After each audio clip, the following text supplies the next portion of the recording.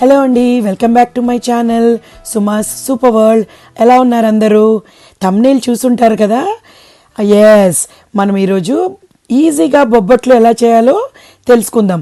కొన్ని ఏరియాస్లో బొబ్బట్లుని భక్ష్యాలు అంటారు, నార్త్ ఇండియాలో ఏమో పూరన్ పోలి అంటారు, కానీ మా ఊర్లో మాత్రం భక్ష్యాలు అంటామండి.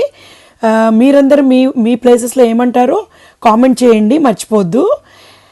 సో ఈరోజు మనము బొబ్బట్లు ఈజీగా అండ్ టేస్టీగా ఎలా చేయాలో నేర్చుకుందాము. ఏ భాషలో చెప్పినా కూడా బొబ్బట్లు టేస్ట్ అందరికీ తెలిసే ఉంటుందండి. తెలియని వాళ్ళు కూడా, ఫస్ట్ టైం చేసే వాళ్ళు కూడా ఈ వీడియో చూశాక ఈజీగా నేర్చుకోవచ్చు.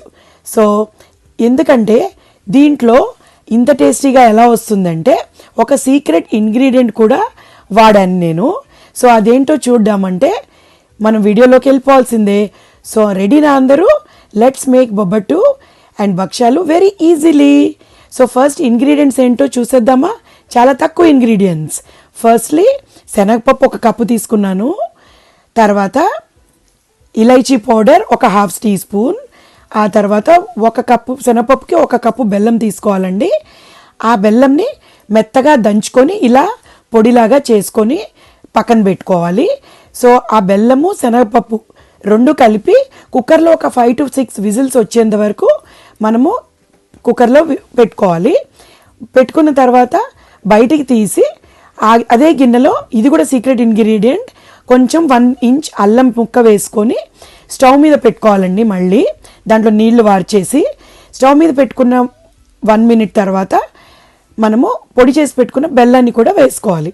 వేసుకొని కొంచెంసేపు సిమ్లో బాగా కలపాలి. కలిపిన తర్వాత మనం గ్రైండ్ చేసి పెట్టుకున్న ఇలైచీ పౌడర్ కూడా వేసుకొని బాగా స్లోగా సిమ్లోనే పెట్టి తిప్పుతూ ఉండాలండి. సో ఇలైచీ పౌడర్ వేయడం అస్సలు మర్చిపోవద్దు.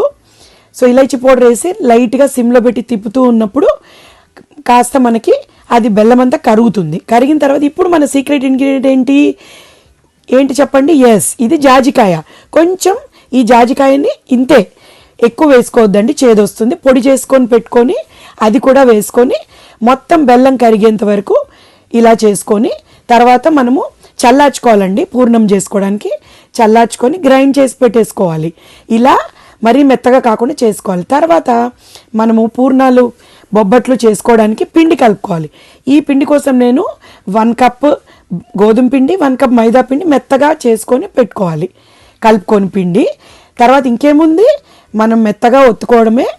మనం ఒక పిండి ముద్దను తీసుకొని దాంట్లో బాల్స్గా చేసుకున్న పూర్ణంని కూడా స్టఫ్ చేసి ఇలా మడత పెట్టేసి నీట్గా ఎక్స్ట్రా పిండిని తీసేసి మనం మెత్తగా రోల్ చేసుకోవడమే. చేసుకొని నెయ్యి వేసుకొని కాల్చుకోవాలి, అంతే. టేస్టీ టేస్టీ బొబ్బట్లు ఈజీ మెథడ్లో రెడీ. చేసుకుంటారు కదా మరి? Thank you for watching. Please like, share and subscribe.